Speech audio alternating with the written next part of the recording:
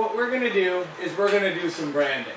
We're going to make sure that the Zacks Workshop logo is very well displayed at this demolition derby. And the best way to do that is by putting on all my aftermarket window bars and roof signs and stuff like that. Oh no, it fell over!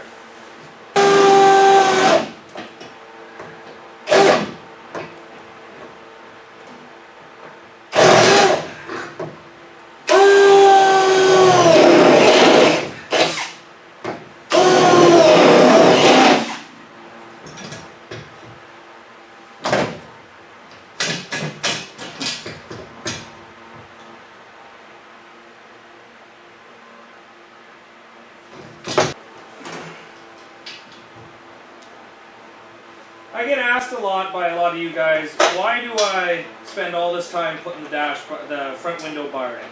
And quite simply, the reason is I think this window bar looks fantastic, and I enjoy showing it off.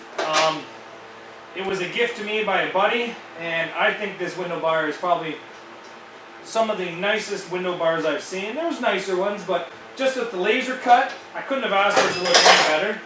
And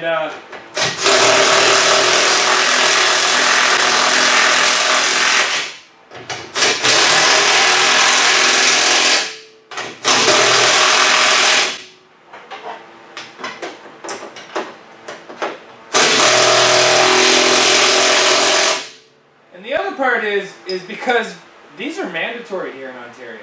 To have a front window bar is actually mandatory, and it's because we like to drive on people's hoods. So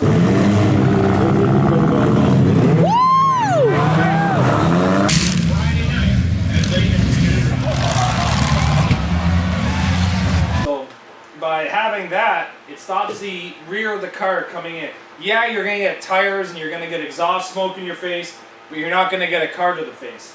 By having a nice support up the center of the windshield, it actually helps you out quite a bit inside the derby ring. And I love this one.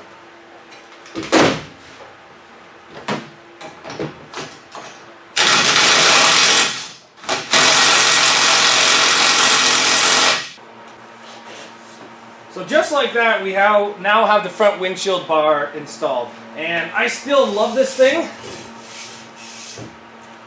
Big shout out to Redline Racing for making it, that's for sure. And it installs so quickly. A lot of these parts that you guys have for your cars don't have to be big and fancy or even like costly. These things here are pretty cheap, and all it is basically a piece of flat plate welded to a piece of trampoline tubing, and it looks great. Even without this, just trampoline tubing works for that. And you guys can get trampoline tubing pretty much for free if you know somebody that has an old trampoline that their kids went through. But that's installed. Let's go back to the back window and install that bar now. I've been looking at the rules for the derby I'm going to go to, and it doesn't say anything in the rules about back window bars. So I don't want to be that guy that goes to the demolition derby and doesn't have one and everybody else has one. But I also don't want to go to the demolition derby being that guy that has this giant back window bar completely welded in that they say cut. So what we've done is we've taken the back window bar, which is a fairly simple piece of steel, the one I ran in Fall Brawl, and we're just going to mount it from the roof to the trunk. Now the main reason why I want a back window bar is because on this car, that trunk is fairly large, and with a large trunk comes a possibility of it blocking your vision. Now all this bar is going to do right here is when the back end starts coming up, it's going to hit this bar and it will actually shove the speaker deck down. It really doesn't make the car any stronger, but it does allow for the sheet metal to stay out of my vision when I'm trying to back up the car. Now, the rules say I'm not allowed to pre-bend the sheet metal in any way, and I'm not going to, but hold on one second.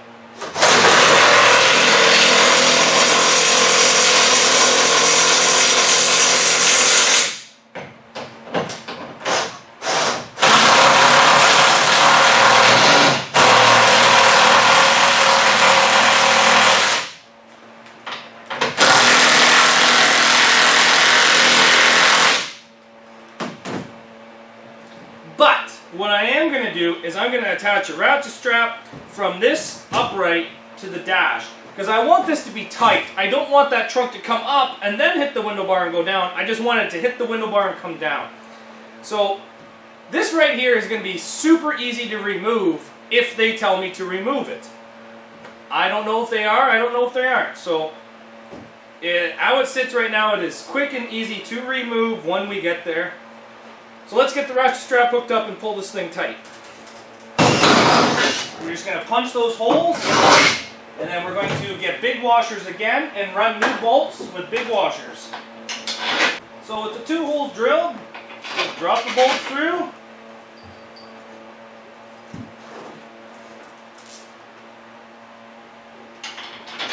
Just like so.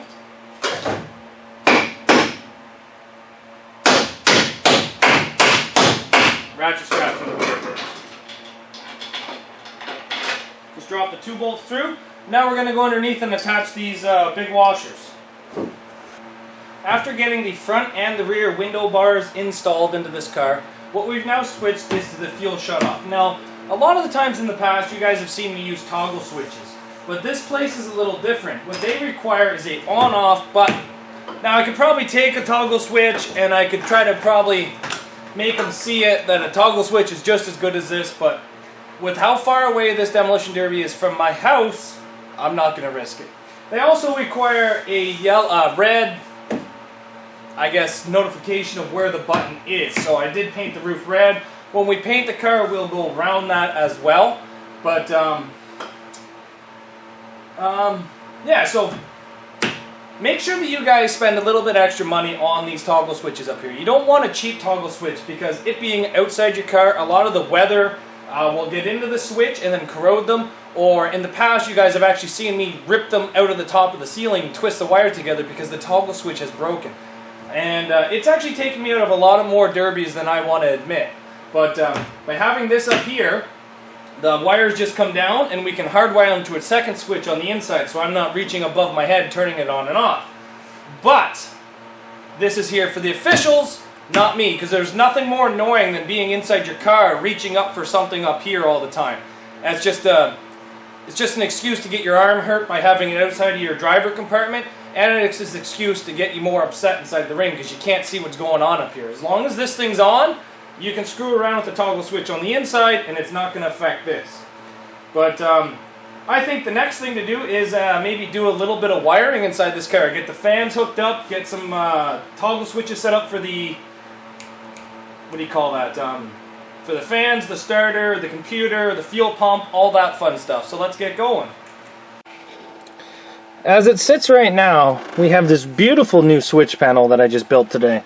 And it's out of a piece of flat plate that I just kind of bent so if it rains, the water will hit here and run away from all my switches. Hopefully it does a little bit of work. Sorry, it does a little better than my other one where it just sat on the floor, switches up, so the water just kind of went directly into it. So we have computer, we have start, we have fuel, we have alternators, and we have fans. Now this one controls both fans. Do not have the battery hooked up. So that's all done. I actually really like that, and it bolts to where the factory radio goes. I don't know if that's radio or vents or something, but I built that plate and I'm pretty happy with that.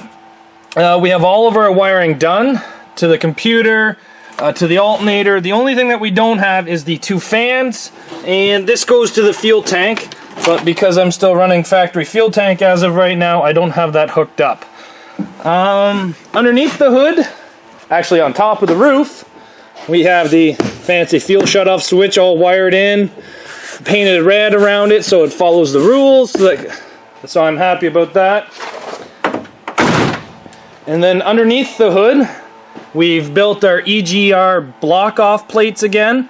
So the EGR is gone, we've rerouted a couple vacuum lines, and then got rid of a couple sensors. I'd still have not taken this piece out and gone and got a plug for it, but I will have to do that in the future because the last one, this did break off. So maybe I just might take all this apart and then just weld that and put it back together because it's not 100% needed, so who knows, we'll see. The alternator, as you can see, is wired in. What else have we done?